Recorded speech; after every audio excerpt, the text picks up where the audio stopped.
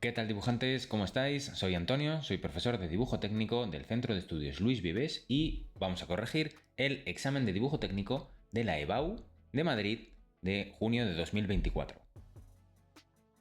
¿Vale? Entonces nos venimos a la página web del Centro de Estudios Luis Vives, aquí luis-vives.es, ¿vale? Aquí estamos, y le damos en la barra de arriba a la parte de recursos. Venimos aquí y tenemos que nos bajamos y aquí tenemos exámenes resueltos, ¿vale? Pues nos venimos a examen resuelto.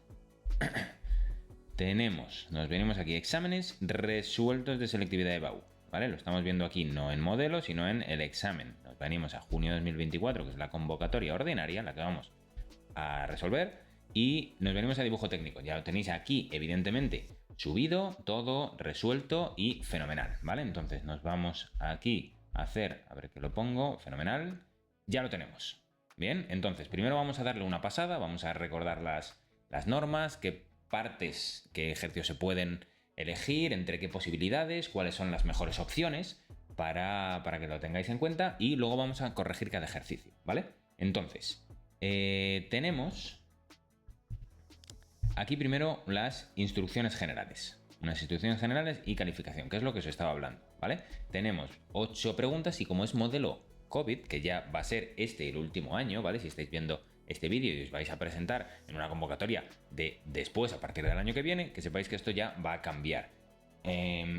Pero si estáis aquí para comprobar si habéis sacado un 10 o un 9,5, o os vais a preparar para presentar para la convocatoria extraordinaria, entonces tenemos en cuenta que esto es modelo COVID, ¿vale? Y aquí tenemos las opciones. Tenemos 8 preguntas de 3 partes del temario, 3 bloques del temario diferentes, que son la geometría plana, los sistemas de representación y la normalización y acotación, ¿vale?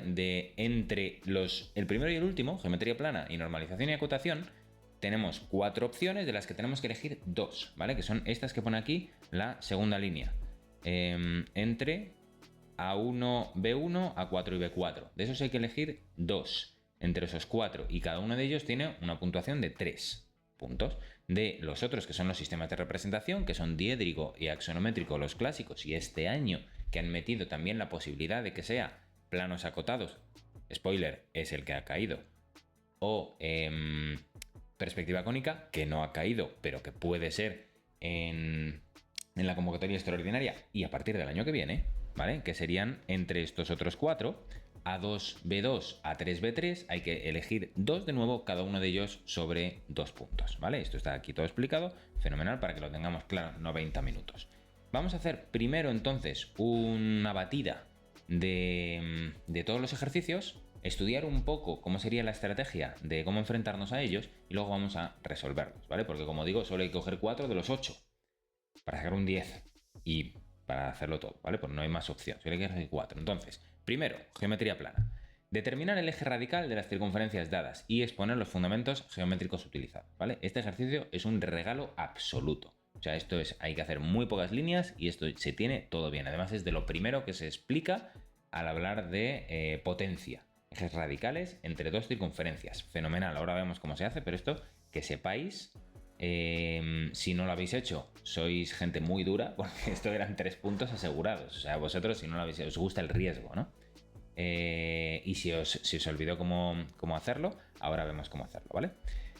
Segundo, A2, tenemos sistema diédrico. Vale, entramos en sistema de representación y aquí tenemos el sistema diédrico. Representar las proyecciones verticales de las rectas R y S, que nos lo dan con las proyecciones horizontales, que son perpendiculares entre sí y se cortan en el punto P, que lo tenemos aquí, también proyección horizontal, siendo R una recta frontal, ¿vale? A lo mejor, no sé qué tal os sentó este ejercicio cuando lo leísteis, es muy, muy, muy fácil, hay que tener en cuenta un par de cositas, no más, pero quizá el enunciado os pudo liar un poco, ¿vale? Ahora lo vemos más en profundidad.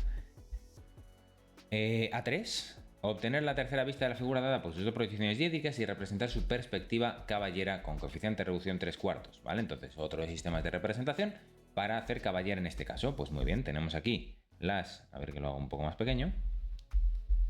Tenemos aquí 2 vistas, nos piden la tercera, o sea, en este caso, pues esta vista de perfil, y hacer una caballera de esto con coeficiente de reducción 3/4, ¿vale? Este ejercicio también es un clásico de vistas, representación y tercera vista. Fenomenal. Cuarto, el de normalización. Completar la representación de la figura que corresponde a la pieza de revolución con un corte al cuarto. Lo de ponerlo entre comillas lo ponían ellos, ¿vale? No sé por qué, pero o sea, esto viene de su parte. Añadiendo sin seccionar la parte que falta a la izquierda. Acótese según normativa para su correcta definición dimensional, que también es un clásico. ¿Vale? Pues ahora vemos cómo se hace. Volvemos a los otros 4 ejercicios. Geometría plana, en la elipse definida por su foco F1 y tangentes RIS y la distancia focal 2C, ¿vale? Cuidado aquí, que yo casi me confundo al corregirlo. Hallar los vértices, el otro foco y los puntos de tangencia. 3 puntos. Este también es facilito, pero vamos, ni punto de comparación con el otro. Pero bueno, en cualquier caso, elipses, que esto siempre es un clásico para los que os vais a presentar en convocatorias posteriores. Curvas cónicas, muchísimo cuidado porque hay altísimas probabilidades de que caiga, porque cae siempre o casi siempre, ¿vale? Venimos aquí, sistemas de representación, y esto es axonométrico, dibujo isométrico, ¿vale? Determinar la sección que el plano horizontal H produce en el poliedro representado. Representar el dibujo isométrico de la parte del poliedro que queda por debajo de dicho plano. O sea, representar esta figura, que es una figura muy fácil. Hacer una sección por un plano, que es un plano horizontal, este de aquí, que nos lo ponen como si representado como si fuera un eje, que es un poco confuso, pero está claro que es este, ¿vale? Y solo dibujar la parte que está cortada por debajo, o sea, por debajo del corte. Lo de por encima, obviarlo. Vale, secciones en axonométrico y más representación de figura, fenomenal. Además, este ejercicio es muy sencillo porque esta pieza es muy fácil y el plano es horizontal. Vale, tenemos aquí esta cosa nueva de este año. Planos acotados, representación de cubiertas. Completar la planta del cubierta dada, solo la planta. En el modelo de este año pusieron un ejercicio en el que había que hacer planta y alzado. Aquí solo la planta, o sea, muy bien, mucho más fácil, mucho más sencillo. Todos los aleros están a la misma altura, más fácil, y las pendientes son las mismas. Más fácil, o sea, este ejercicio también ahora lo veremos corregido. Es verdad que planos acotados y cubiertas es nuevo, es un poco confuso, no hay mucha experiencia y bla bla. Pero ya veremos lo fácil que es este ejercicio, ¿vale? Y el siguiente, el último, para elegir, representar la planta y el alzado de la pieza dada en perspectiva caballera con coeficiente de reducción 1/2 y acotar según norma su correcta definición dimensional, sabiendo que los taladros son pasantes. Ahora veremos todo esto, pero este también es un clásico que es al contrario, que nos dan la figura, tenemos que sacar las vistas y acotar. No nos piden cortes, así que fenomenal, pues un poco más fácil, ¿vale? De todos estos, la estrategia, lo que a mí me parece más fácil, cada uno elegiréis, porque hay mucho rango de posibilidades, cada uno elegiréis lo que os parezca más fácil a vosotros, evidentemente, pero lo que a mí me parecería más fácil, este ejercicio es un regalo, el A1. El A2 también es muy sencillo, ya lo veremos que hay que hacer muy pocas líneas. Estos siguen siendo sencillitos. Estos también son sencillitos. Este yo creo que es el más complicado del examen y tampoco es para tanto. Pero estos otros dos son muy sencillos. Este, que podéis decir, uff, que engorro, acotar, lo que sea. Si prefiero hacer la elipse. Bueno, ya veréis, va a ser muy pocas cotas. Y al final todo encaja con la mayoría de las medidas. Entonces ya veréis qué fácil y qué limpio va a quedar este dibujo. Y esto es muy sencillo. También tiene parte de sentido. Es la primera vez que ponen planos acotados, ¿vale? Era razonablemente normal que lo pusieran sencillo. Bien, entonces vamos a las soluciones, ¿no? Venimos aquí, el primero. A ver que lo hago un poco más grande. Vale, determina el eje radical de las circunferencias dadas. Entonces, esto como digo es de la primera clase de potencia. Quizá la segunda, ¿no? Cuando se explica la potencia de un punto de la circunferencia, después vienen ejes radicales. Ejes radicales entre dos circunferencias que se cortan, que son tangentes o que no se cortan por dentro o por fuera, ¿vale? Ya está, pero es la primera clase como mucho el principio de la segunda. Entonces este ejercicio, por eso digo que es muy sencillo. Nosotros vemos que la recta de centros, donde van a estar todos los centros de las circunferencias coaxiales con este eje radical, va a ser la que une los centros. Fenomenal. Y sabemos que el eje radical es perpendicular siempre a esa recta. Nos basamos en esto, que esto es fundamental y clave del eje radical. ¿Cómo hacemos Entonces, entre dos circunferencias que no se cortan, vamos a sacar un punto solo del eje radical. Solo necesitamos uno. Esto está aquí explicado, ¿vale? Y ahora digo un par de notas con respecto a esto de exponer los fundamentos geométricos utilizados. Pero sigo. Solo necesitamos un punto de ese eje radical porque sabemos que va a ser perpendicular a esta recta de centros, la línea que une los centros de las circunferencias, ¿vale? ¿Cómo hacemos ese punto? Nos vamos a hacer una circunferencia auxiliar, que es esta azul que tenemos por aquí, que corte a ambas, ¿vale? La misma circunferencia que corte a ambas. Y lo que nos vamos a sacar van a ser ejes radicales auxiliares, que esto como corta es directamente los puntos de corte, con la circunferencia grande C2, ya lo vemos, y este es eje radical auxiliar 2, aquí lo tenemos. Y con la C1, aquí tenemos el eje radical auxiliar 1. Donde se corten los dos ejes radicales, siempre, siempre, siempre es un centro radical. Por lo tanto, este punto de aquí sería un centro radical auxiliar, ¿vale? Pero si es un centro radical entre las tres circunferencias, la auxiliar, la 1 y la 2, ya sabemos que va a ser un punto que tenga la misma potencia con respecto a 1 y a 2. Todo este tema de potencia es un poco complejo, ¿vale? Aquí no nos da tiempo a explicarlo todo, evidentemente es la corrección de un examen, pero esto miradlo, entendedlo bien con vuestros libros, con vuestros apuntes, y ya veréis que facilito es este ejercicio, porque una vez tengamos este punto, ya solo tenemos que hacer la perpendicular, que es esta roja, a esta recta de centros. Se acabó, ¿vale? Aquí está medianamente explicado. ¿Por qué digo medianamente? Porque esto a mí me parece, a mí y a muchos profesores de dibujo nos parece siempre un poco una trampa esto que pone aquí, es poner los fundamentos geométricos aplicados o utilizados, por lo que sea. Porque deja muy poco espacio y hay que poner muchas cosas. Entonces es un poco raro. No se termina de entender muy bien, pero con tal de que pongáis muy esquemático los conceptos utilizados, y aquí sería decir eje radical, decir centro radical, decir recta de centros, o una combinación de ambas, porque claro, no hay mucho hueco, y tened en cuenta que esto yo lo he escrito a ordenador, que al final la letra a mano alzada, que es como lo vais a tener que hacer vosotros, ocupa algo más de espacio, entonces es posible que tengáis que resumir incluso más, ¿vale? Pero es decir, los pasos que hemos dado poniendo hincapié en el vocabulario que tenemos: potencia, eje radical, centro radical, recta de centros, ¿vale? Bien, nos vamos a siguiente, que es diédrico, representar las proyecciones verticales de las rectas R y S, o sea, R2 y S2. Aquí las tenemos en solución. Vale, ahora vemos por qué. Que son perpendiculares entre sí y se cortan en el punto P, siendo R una recta frontal. Vale, fenomenal. Entonces, ¿qué sabemos? Que R y S son perpendiculares. Dos rectas perpendiculares no podemos verla en diédrico, no podemos ver la perpendicularidad directa. O sea, no podemos ver 90 grados entre ellas. A no ser, y esto es en lo que nos basamos para resolver este ejercicio y para hacer la mayoría de las cosas de perpendicularidad, ¿vale? Dos rectas se puede ver que son perpendiculares si una de ellas es horizontal o frontal, ¿vale? Esto es una maravilla. ¿Por qué? Porque aquí nos ponen, siendo R una recta frontal. A ver que lo selecciono. Aquí está. Siendo R una recta frontal y decimos, ¡guau! ¿Vale? Por eso es como tenemos que saber este detalle, y este ejercicio entonces se convierte, fijaos aquí, hay una línea curva, que es el arco de 90, que ahora digo, pues ¿por qué? Pero tiene sentido. Esta línea que sube desde P y estas dos. 4 líneas, una curva de 3 rectas, ¿vale? O sea, eso es lo que hay que hacer en este ejercicio y ya tenemos 2 puntos que vale este ejercicio. Es una barbaridad, pero tenemos que tener en cuenta eso.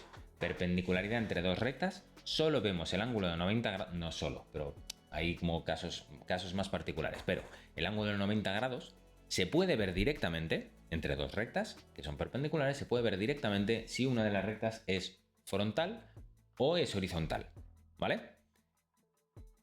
Si no, habría que hacer un abatimiento, o habría que hacer un cambio de plano, o habría que hacer pues, unas cosas que también se pueden hacer aquí, ¿vale? Pero como sabemos, o sea, podemos resolverlo de varias formas.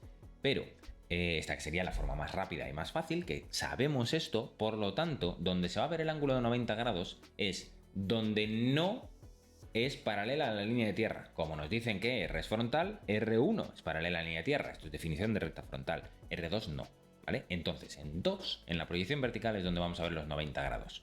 Si sabemos que el R, el punto R mayúscula, que lo tenemos aquí, es un punto de R, y el punto S mayúscula es un punto de la recta S, ¿vale? Que nos lo dicen aquí.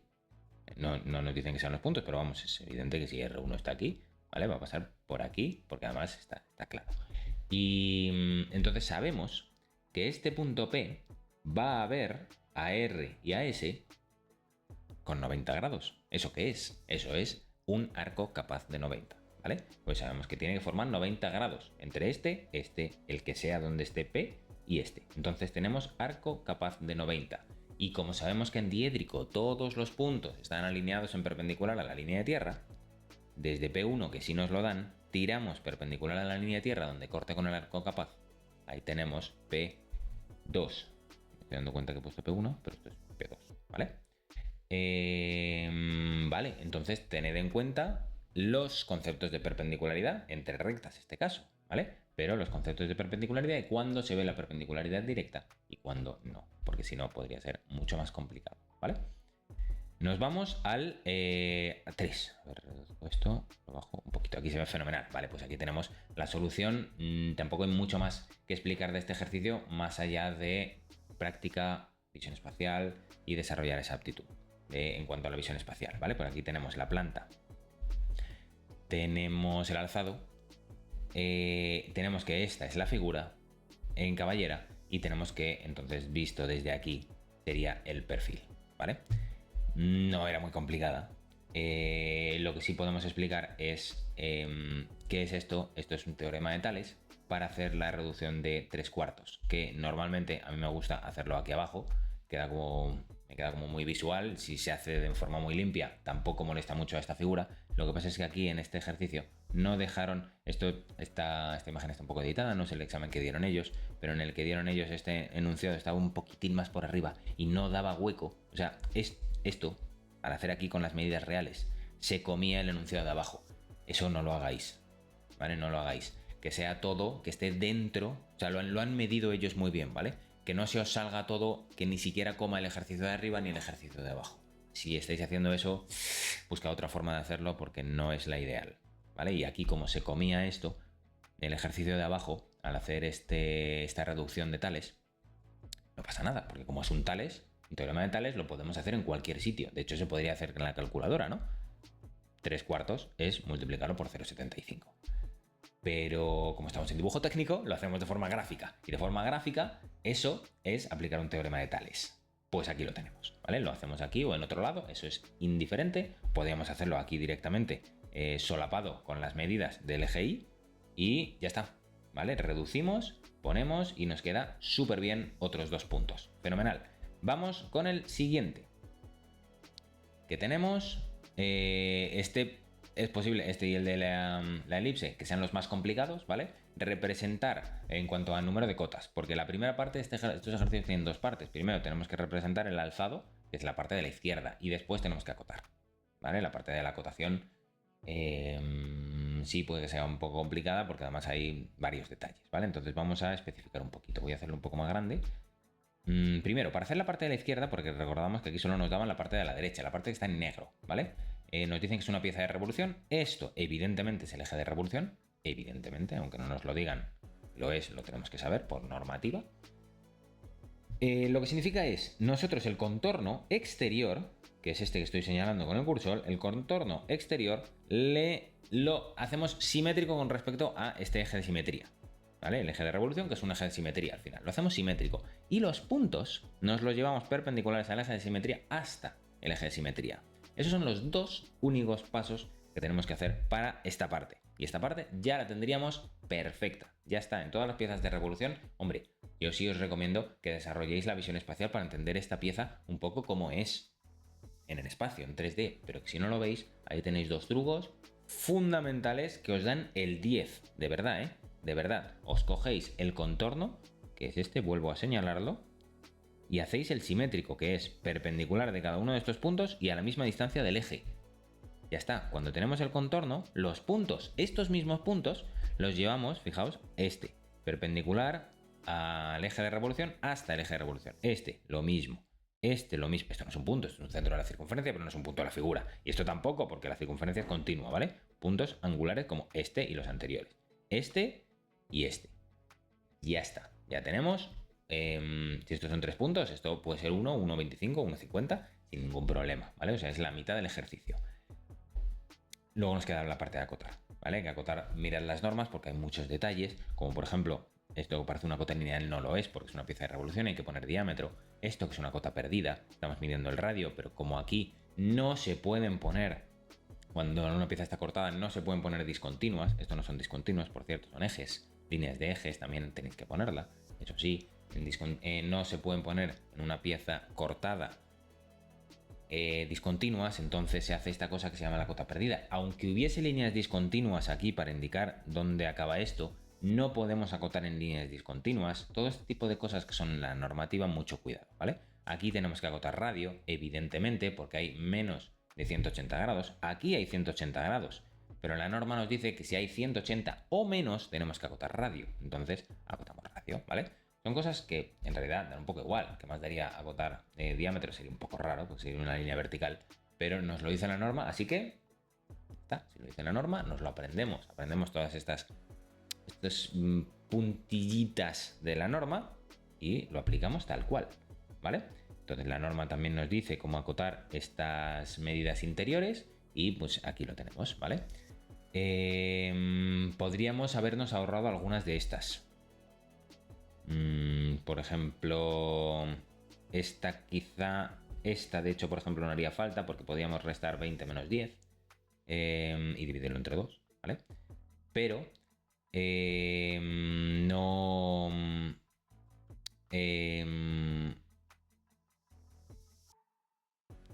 así como está, está bien, ¿vale? Se entiende, no sobran, se entiende y estaría todo fenomenal, ¿vale?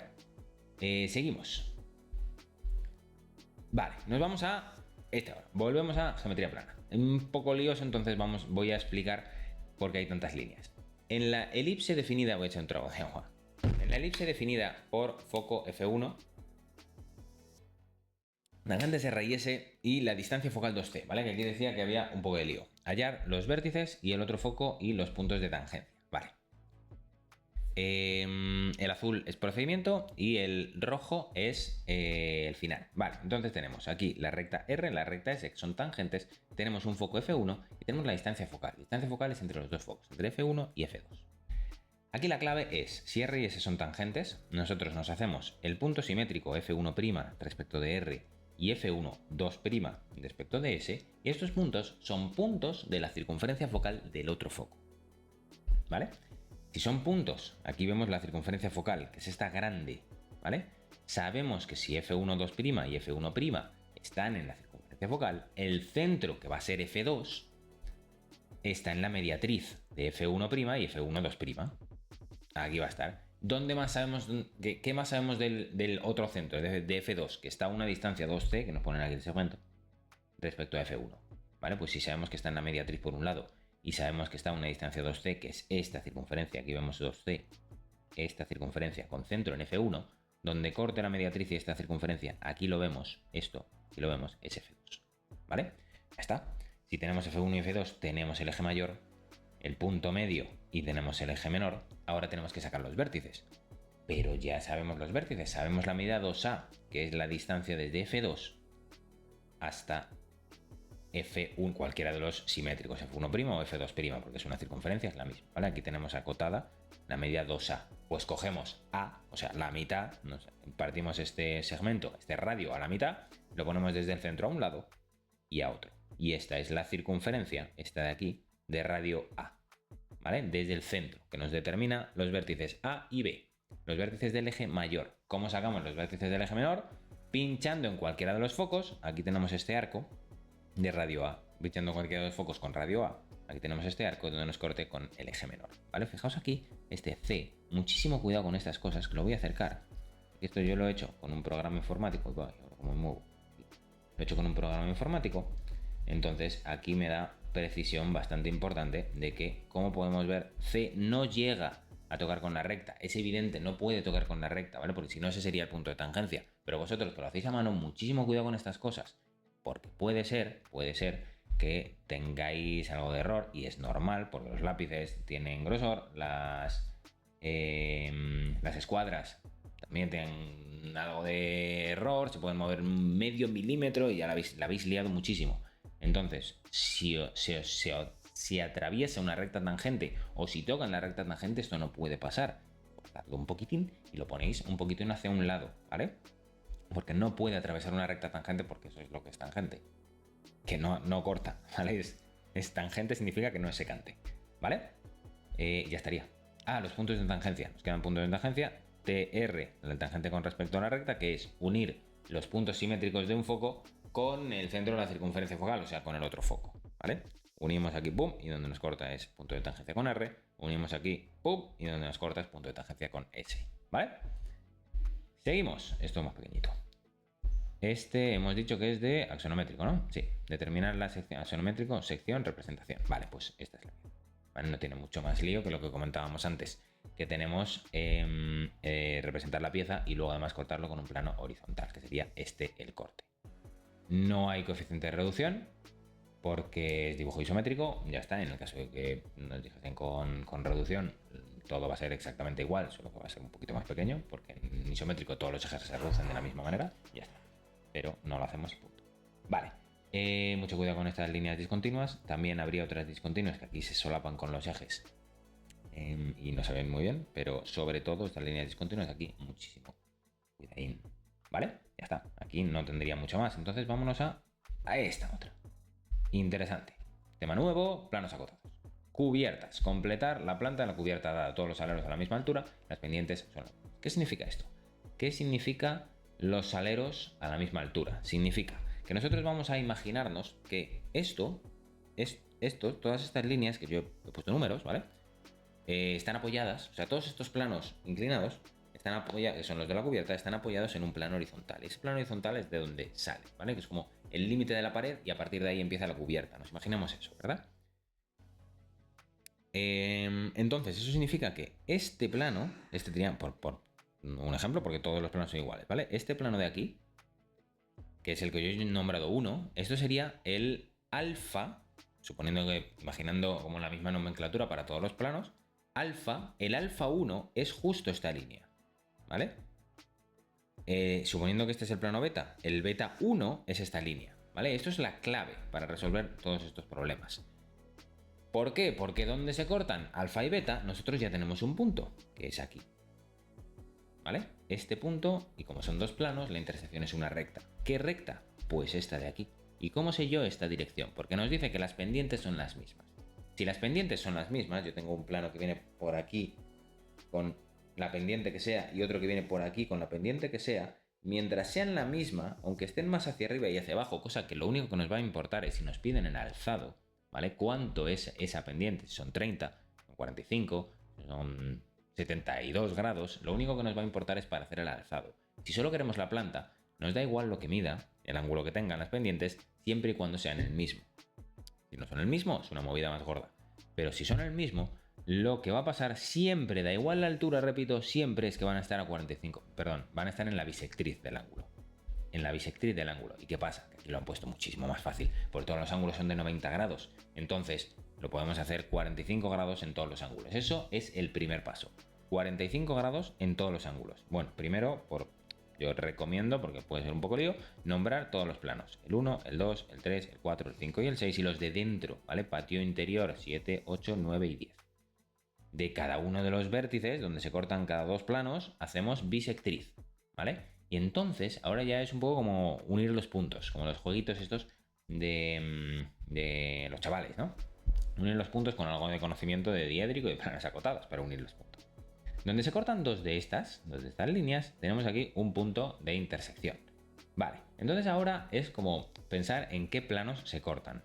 Este es el plano 1, esta es la intersección entre el plano 1 y el plano 2, esta es la intersección entre el plano 1 y el plano 6, y este punto es la intersección entre el plano 2, el 1 y el 6, ¿vale? Cosa que ya sabemos de sistemas de representación porque una recta es la intersección entre dos planos, como 1 y 2 hemos dicho que es esta recta, un punto es la intersección entre 3, el 1, el 2 y el 6, que es este punto. Fenomenal, fenomenal. Cuando lleguemos a ese conflicto, nosotros hemos llegado a un punto, porque nos va a pasar muchas veces, como por ejemplo aquí, imaginaos que todo esto no está, la solución. Empezamos por aquí, donde se corta una bisectriz y otra bisectriz, ya tenemos este punto. Bien, ¿y ahora dónde tiramos?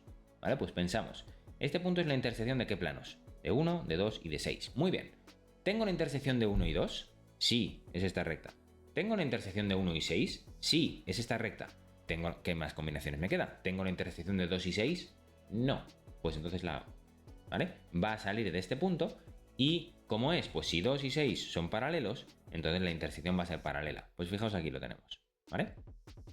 Fenomenal. Ahora, ¿hasta dónde va a cortar aquí? Bueno, pues entonces, aquí yo lo he planteado por aquí, ¿vale? Podemos tirar por aquí, pero ya que tengo este dibujo, lo he planteado por aquí. Esto siempre va a pasar siempre que las pendientes sean la misma. No solo es que es paralelo, sino que además está en el punto medio, ¿vale? Podríamos haber hecho aquí una mediatriz. De hecho, esto va a coincidir con la mediatriz, pero yo empecé por aquí. Entonces, esta línea de aquí yo me he hecho una mediatriz, que es esta. ¡Pum! Cuando me corta con esta y cuando me corta con esta, ¿vale? Entonces, yo sigo por aquí y vuelvo a hacer la misma lógica. Por eso digo que es como un poco como unir los puntos, porque es todo el rato hacer lo mismo. Como hacer un sudoku, con números además, ¿no? Fijaos. ¿Vale? Llegamos a este punto. ¿Este punto qué es? Es el punto de intersección entre 3, 2 y 8. Muy bien, pues vamos paso a paso. ¿Tenemos 3, 8? Sí, es esta línea. ¿Tenemos 3, 2? Sí, es esta línea. ¿Tenemos 2, 8? Esa no la tenemos, ¿vale? Aquí sí porque está todo solucionado, pero esa no la tenemos. Entonces, ¿cómo hacemos? Como hemos dicho que esto es alfa 1 y esto es beta 1, el punto H, la traza H va a estar donde se corten las líneas. Pues prolongamos 8 hasta que se corte con 2. Muy bien, pues de aquí va a salir la recta. Si sabemos que tiene que pasar por este punto, unimos.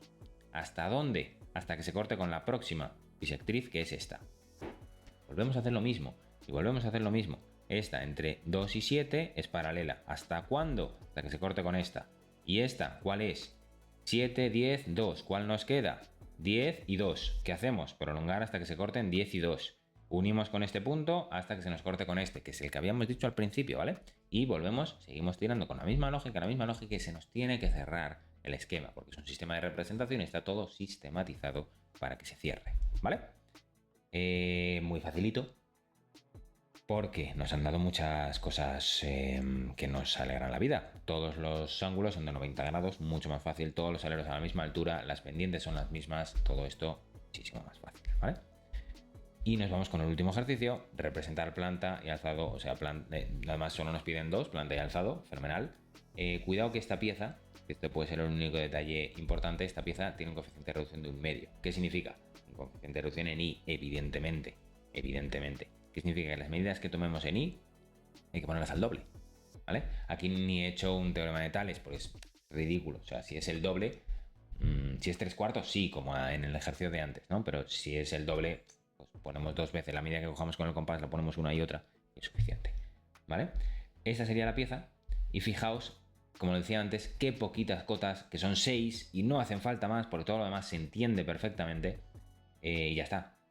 Diámetro, porque la circunferencia es entera.